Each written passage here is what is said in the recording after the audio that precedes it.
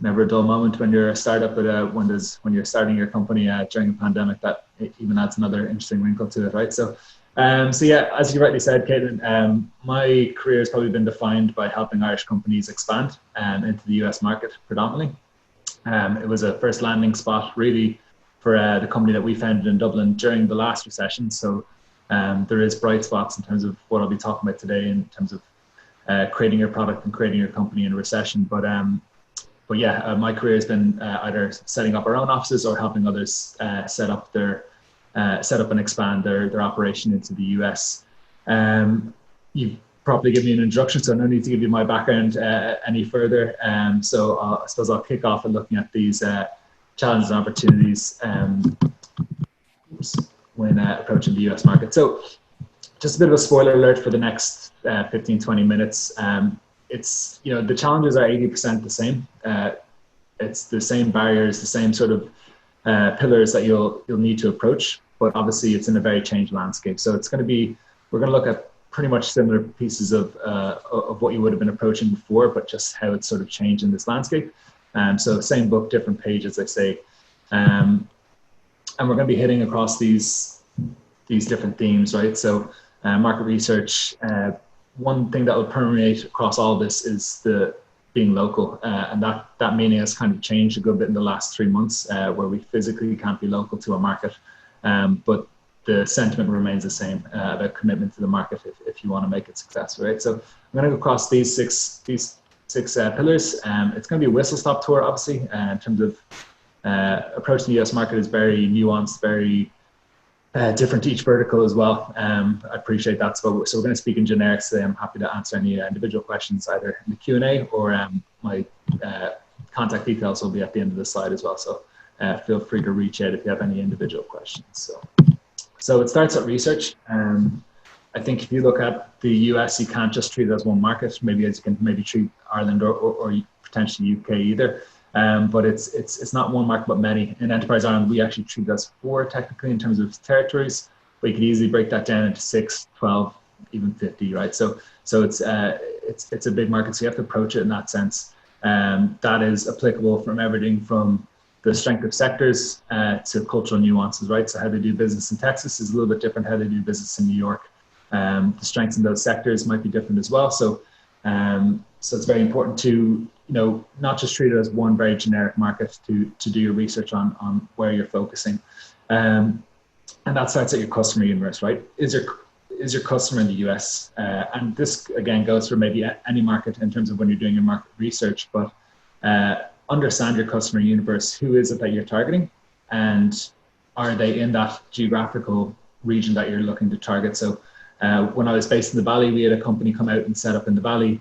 And they're actually targeting more media and agencies, and there's not a customer there's within 300 miles, right? So they had set up in the most expensive market in the US, although an attractive one for tech, but their customer wasn't anywhere near them, right? So that sort of negates the whole point of coming to a market and moving to a market and being close to the customer isn't near you. So if you look at doing a little bit of research around hubs, right? So for instance, Boston is a medical life science hub. If you're looking to sell into that sector, Atlanta is an emerging hub of payments and fintech. The Valley obviously is very tech driven and great for fundraising.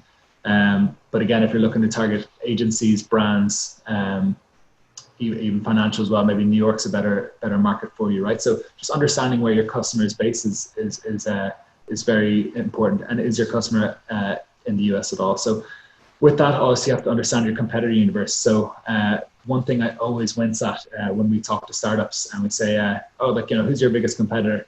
And they say, we have no competitor. That just shows me that you definitely have a competitor, you just haven't done your research. So competitor doesn't mean they have the same product as you, but they're taken from the same budgets, right? So understand who your competitor universe is. If you're bringing something completely innovative and very, very new, look at what, I suppose, the placeholders are there, what's taking your budget at the moment. So understanding your customer universe and your competitor universe will go a long way to help understand, is the US the right market for you? Is the region you're targeting the right region? And does your product fit, right? So also worth taking into note is regulation as well. So if you're working within fintech, medtech, or maybe smart cities or various others, does the regulation that maybe you've started in Ireland or the UK Is the regulation perhaps inhibiting or helping your product fit into that market? So just be wise to those pieces. And to an extension, that point is, do the pain points cross over? I think we often make a lot of assumptions that, hey, you know, companies are using our product here in Ireland or here in the UK, and you maybe have an MVP and you have a few sort of case study clients, but you cannot assume that those pain points cross over into a different market. The way they do business might be a little bit different. The way they structure the organization might be different. So go in with a very open mind and be ready for that feedback to see, are you actually, you know, helping those pain points that you were in a different market? So it's very important to treat it very differently, right? As I said, being local is key to all this. So, and it's going to permeate sort of everything I say today.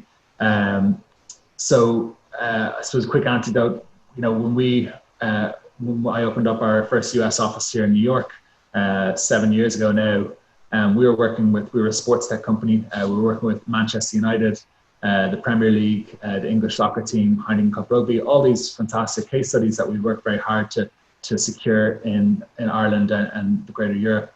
But no one really cared about that when we came to America, right? They you know, when we were targeting US sports teams, they were saying, show me an NFL team, show me an American team, show me a Canadian team. So they really do rely on seeing your product work in their market. So always the first sale is always going to be the toughest one, but it's very important to get a local sale or reference site. And if you don't have maybe a local sale or reference site, maybe you've worked with Vodafone in Ireland for a POC, or maybe you worked with, you know, but a brand that will resonate in America or Canada. Use that because that will give you some validity around brands that they recognize, brands that they trust. Okay, so that sort of local look and local sales is very important. An extension of that again is you know, looking local. So if the US really is, if you've done your market research and you've decided that the US or Canada is a very important market to you, you have to reflect that in your collateral and in your website, right? So if I go to your website and you're saying that you're selling into America and I only see an Irish number to call at the bottom of the website, it's going to show me that you're not serious about America or you know, coming to this market. Have a US phone line. If US is your biggest market, maybe have that even before the Dublin office. You can set up virtual offices very easily, very cheaply. And you know, you can reroute those American numbers to your Irish landline or your mobile. With the time difference before we got to America, I was taking a lot of calls in the middle of the night, but that's what it takes, right? So you got to look local. And as I said, we've seen companies lose business here in the US just because they weren't close enough. They were down to the final two.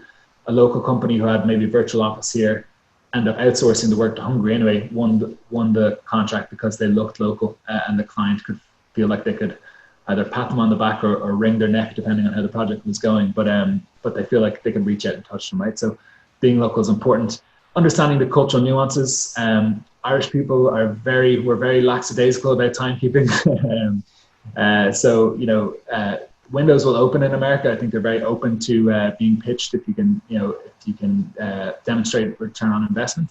But being on time is late here. You know, you got to be early. You got to respect people's time if they're opening up their window of time to you. You're expected to be early.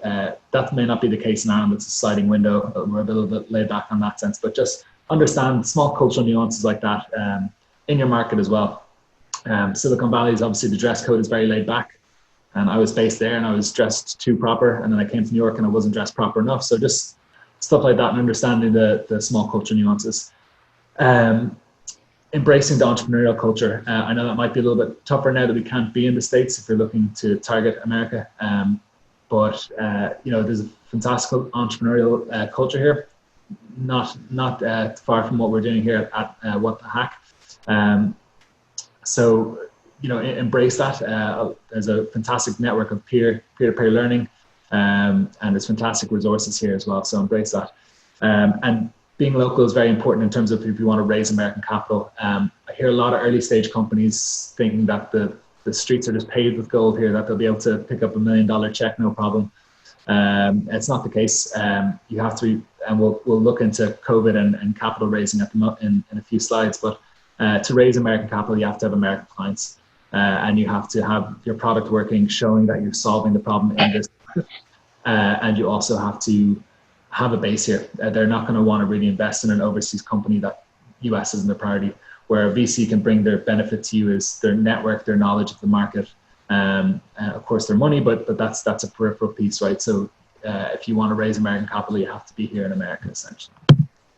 So that leads me to our next point. In terms of US venture capital, they're going to look for a lot of the same things that they do, of course, here in Ireland or UK or wherever people are based on this call. But there are 4 bits that I suppose stick out a little bit differently than my experience of I've raised capital both in Ireland and in the US, right? So talent and track record is even more important here. They look a lot for the founders. They look a lot to, have you done it before? Do you have experience of the marketplace that you're looking to disrupt? And as I said, if you can demonstrate an exit before, of course, that's fantastic. Not all of us have the benefit of that, of course, but your track record really will precede you. So the talent and the belief in the founder is very, very important here, and they'll take time to get to know the founder. So your personal impression on them is very important, right? Relevance, again, funds here are probably, the landscape of funds is probably a bit more, there's just more money, so there's more niche funds, right? So if you're pitching a fund saying, hey, we work in, we have a remote working solution, but they've never invested in anything like that. You want to really understand what their portfolio looks like, what their preferences are. Are they fintech heavy? Maybe are they telecoms and 5G heavy? And look at, do you fit in with their investment philosophy? Do you fit in with what their portfolio looks like? So to take a bit of time to do research on who you're reaching out to, scattergun approach will just burn your resources. So just do a bit of research on that. As I said, be local, we covered that already. And then channel to monetization. And I'll talk a bit more about this in a moment, but the era of nice to have doesn't fly in a recession. It's all about need to have now, right? So understanding your relevance of your product and why it is absolutely fundamental to who your clients are and will be. So we'll talk a bit more about that in a moment. But just look at the pre-COVID landscape here. Obviously you can see from the last recession, the amount of new venture funds is quite low. This is US based now. This is data accumulated from Crunchbase, but you can see how healthy it's become, right? So pre-COVID landscape, very founder friendly, very favorable terms in terms of the types of note being written. And there's actually VCs competing for your signature, right? So they were happy enough to do favorable terms, maybe move away from sort of preferable notes. And they're fighting for your signature, essentially. That's not going to be the case now, unfortunately. So just looking at, I suppose, the post-COVID landscape, we don't post and during, right? We don't know when this is really going to be a post-COVID situation, but and again, this is evolving. I think anyone who says that they're an expert on this is lying, because we've never been through a situation like this before, right? But if you look at what we're currently seeing, what we're currently hearing, and from our best guesses, many VCs already sort of preempted maybe a bit of a pullback, and we're maybe worrying about some more favorable valuations they gave. So there was naturally going to be a bit of a pullback, I think. I think this is expedited. Many VCs resources are going to go to their current portfolio, to companies that they think can weather this storm. So that's where a lot of their time and maybe perhaps bridge running or down rounds might go to. LPs may struggle for liquidity, so there will be a less amount of funds available, new funds. There is cash out there. As I said, there will be still cash to be had, but the terms are going to be stricter. And if we look at, I suppose, the Q1 spend was dominated by what you would think in this era, right? So gaming, food, fitness, remote working, and digital transformation. And always good advice, but now more so than ever is read the term sheet carefully, because they're going to be stricter terms. They're going to be maybe a little less favorable. As I said, the competition isn't going to be as strict as it was beforehand. So that's a quick whistle-stop tour on the funding situation. And sorry, I know I'm breezing through this at a frightening pace, but there's a lot to cover, right? So talent and network. Start with network. So I think Irish people are actually fantastic networkers once you get us out of Ireland. I've discovered that anyway. So starting a network from scratch in North America really is 2 pieces to it. First of all, leverage that Irish network. I found here when I first moved here, a lot of people were very happy to send the elevator back down, take copies with you, introduce to new people, grow your network, and it's a fantastic multiplier effect. Not just the Irish in terms of people that maybe have emigrated in the last 10 years, but also second generation. If you see a Fitzgerald or or an O'Brien, you know, second generation Irish, you know, they get a big kick out of talking to Irish people as well. So I know it's we're a little bit hesitant sometimes to put on the green jumper, but you know, we spoke to one of Obama's advisors before. He spoke at an event for us, and he said, you know, you Irish people actually don't leverage that enough, that the Irish brand in America is one of the strongest brands. It's uniquely positive. 60 million people out of the US, out of 365 million, consider himself Irish American, right? So that's a huge multiplier. So leverage that. And he said if he was one of us, he would drape himself in the tricolour and walk down Times Square. He said it's that powerful, right? So leverage that Irish network, but also leverage the network that you want to work into. So say if you're a media startup, say if you're a sports tech startup, say if you're into 5G, there's a phenomenal amount of events and information and groups. Obviously now they might have sort of migrated onto online, but there's a fantastic way to network into your own niche. And I think that, again, the entrepreneurial spirit of America is very, very strong. So network hard in those areas. In terms of key hire, so a lot of people struggle with this. They wonder if they have money to spend in terms of hire for the US market for landing down here, do they send the founder over or someone early in the organization, or do they hire someone in the US who maybe has a black book of names, of maybe targets, knows the industry quite well? And just I suppose a quick bit on that is I believe it might be more beneficial to bring someone from your organization that knows the product, has skin in the game. Maybe it will be a little bit cheaper as well, right? Because cost of talent here is very high in certain markets. So maybe bring one of the founding members or someone who has skin in the game over.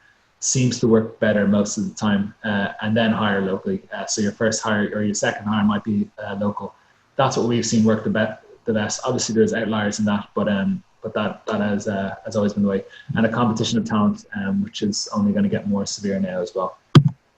So this is what a lot of people see when they see US, you know, as a massive pipeline and source of US sales. All of our companies, predominantly, they have all their tech and engineering talent, product talent back in Ireland, but they have their sales team, maybe a little bit of their marketing team out here in the US, because it's a bigger market, right? There's bigger pipeline, more customers, but there is also more competition, right? So the bigger deal size, look at repricing your product or you know, how it uses sounding board. As I said before, when we were in Ireland, we were selling our product for tops 10, 15K, and our first sale for the same product was 50K here in America. So we were able to not add a zero essentially, but you know, we were able to absolutely leverage the fact that there are bigger budgets over here.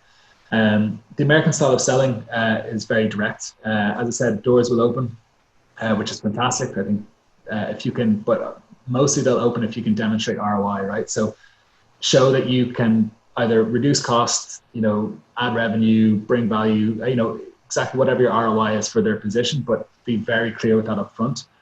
So your ROI and your case studies right from the front. Be brief. No need to talk about the weather for 20 minutes like sometimes we do in Ireland. So I think it's just very direct. The windows will open for you to get in the door, but they'll close a little bit quicker. So just make sure that you're very clear with your ROI. And especially now, as I said there, you know, it's the end of the nice to have product. The nice to have products don't sell in a recession. It's a need to have. So understand your absolute critical value to the companies that you're selling to. Budgets are being slashed at the moment. There's a freeze on certain spending. So you have to be mission critical if you're selling B2B, or if you're B2C, obviously you have to demonstrate some value to consumers. So that's absolutely crucial. And then breaking through the noise, as I said, bring the ROI to the front, get inventive. There is a lot of noise, a lot of competition. But you just have to get a little bit inventive in terms of your outreach, leverage your network. And I suppose breaking through the noise in the US is probably another hour conversation as well. So I'll keep that brief, but if anyone wants to follow up, I'm happy to chat to them about that. So just I suppose the last thing I want to talk about, and just to bring this into land, is, you know, I know that this is a very trying time for everyone, but there is massive opportunity in recessions. I know this is a very unique one. You know, it's a very unique landscape that none of us have really ever lived through before, but there is opportunity, and these recessions often do show expedited innovation and adoption. So just a quick, I suppose, anecdote or example is the Yellow Pages back in 2007, 2008 was still a multi-billion valuation company, right? So it's still a massive organization. And then although it was starting to see the sales decline, the nail in the coffin was truly the financial crisis, because people saw slightly better ROI, saw the potential of online advertising, online directories, online ads, etc., SEO, organic search, and that probably brought Yellow Pages end 4 years before it may have, right? So they were still having healthy sales, but I suppose people really stopped looking at the nice to have in terms of the Yellow Pages was becoming a nice to have, and they looked at what they need to have, and they looked at the resources, and online spend was a much better spend. So that quickly was the nail in the coffin for Yellow Pages. And that was also where we saw a pivot to online ad spend, which is the lifeblood of Google, Facebook, Instagram, all these platforms. So what you're seeing is just these things are probably going to happen anyway, but through COVID and through recessions, you're probably just seeing them happen a few years earlier and just happen faster. So there's a few sort of sectors that we've noticed that are, and research has shown that they're looking at possibly these sectors between 3 to 6 and 7 years going to happen a little bit faster, the adoption of these. Naturally, the first one we're looking at is the workplace, digital transformation, remote working, cloud platforms. That has obviously never been more relevant, as you can see we're all on Zoom right now, right? So, and as you said, like, as Rick said before some people might have gotten the call, but, we now use Zoom as a verb. That wouldn't have happened if this hadn't happened, okay? So cloud platforms, remote working, digital transformation, e-learning, all those tools, collaboration tools are being expedited. If you look at consumer, massive boost in e-commerce. I think in the States is up to 270% increase in e-commerce, naturally, with people not being able to physically visit stores or retail. And we're also seeing a higher propensity to engage in gaming, AR, and VR. So again, these sectors were always growing, but now they're just growing at a much faster rate. And finally, RPA and robotics, 5G and AI. Again, we're just seeing a lot of predictions from a lot of the major researchers that these are just going to be expedited again. So, the upside, I suppose, trying to paint a positive gloss on this is, if you are in these sectors, now is the time that maybe, this will expedite your adoption that companies need to have. But as I said, it's really focus on, and again, your product doesn't have to be in these, but building a product in recession really focuses you on where the value in your product is, because you're not going to get any sales for a nice to have. It's got to really be need to have, as I said before. So there is, there's a lot of silver linings in this. I'm sure you've probably seen it before, maybe on one of the talks already, but, or I was tempted to put in, but I refrained, the graphic of all the major unicorns that were started in the last recession. So you're looking at WhatsApp, Instagram, Zendesk, just huge behemoths that started in the last recession, right? And even if you look back all the way to IBM, Apple, all those companies are defined by their activity in the recession. So it will help you build better product. I know it's far from desirable to grow a business, but it will make you stronger and tougher if you can tough it out. So that's my sort of, I suppose, optimistic piece on it. And finally, just in terms of, to synopsize, as I said, I know that was very whistle stop, but if you want to come to any market, but I suppose particularly in the US market, you have to learn the market. So understand where does product market fit, where it works, are you solving a pain point? So just do your market research and love the market. So you're not going to win in America unless you put resources to it. That's time, money, and effort. And it requires all those in abundance. Okay. So you really have to love the market. You have to give it your full attention. As I said, that goes everything from the bottom, the footer of your website, to the collateral that you push out, to your approach in terms of outreach and scheduling meetings, and even sometimes the way you dress, right? So learn the market and love the market is my, I suppose, synopsized piece of advice. And as I said, just where your time. So, but if you do have any questions to follow up, obviously happy to do a little bit of Q&A now if we have time, but please reach out. I'm not sure, Caitlin and Sophie, if you're going to circulate the decks or whatever, but you can easily find me on LinkedIn. I don't think there's many Oran Bambricks in Enterprise Ireland, so you should be able to find me okay. And if I can help, I certainly will try. Great, thank you all. This is the saddest part of being on Zoom, is that we're all going to applaud on mute, and it's always really pathetic. That was great. I love when all the speakers hit on things that the teams are going to have to do in the weekend. And one of them is knowing their market very, very well. Does anybody want to ask a question of Oran from everything now that you are experts in how to get into the US market? Not, I have a question. So I'll ask a question then.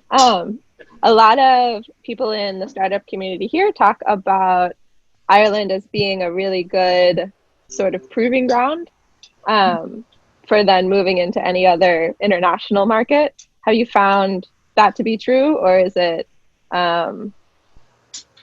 Ireland, startup community promoting it by itself? Really, look, I mean, I think one thing, and I'll probably breeze past it just because in the interest of time, but look, Ireland is a fantastic community to start your company in. The only problem is we're just too small an island, right? So we can't be just an indigenous focused organization. So you really need to scale. And that's what we say to all of our companies, just global ambition. A fantastic place to do your case study is Ireland. And of course, the UK is very accessible and culturally quite close.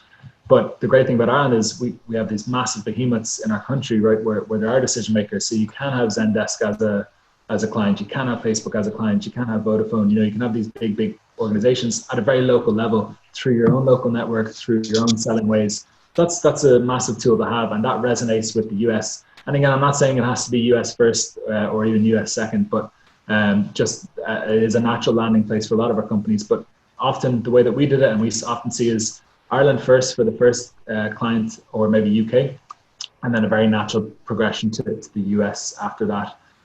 We found that UK just wasn't a big enough market for us in the way that we were selling. It's plenty big for a lot of different other products, but for what we were selling through market research, we found that the US was much more suitable in the way that they consume sports and so on. So a bit of market research will help you a long way there. Oh, anybody else have any questions to throw in? Just one quick one, I suppose. I would say a lot of the same principles apply if you're looking towards Asia, maybe China, Japan. Would you see any differences in heading in that direction? I suppose there are some key pieces where it's cultural nuance, market research. But I suppose my career has been defined by entering the US market. And I think that if someone was to give a talk, I would never dare say that that things are going to be the same in a different market, right? So there's a lot of different cultural nuances, a lot of different ways in terms of the way that they sell. I've seen a colleague from Japan give a similar talk.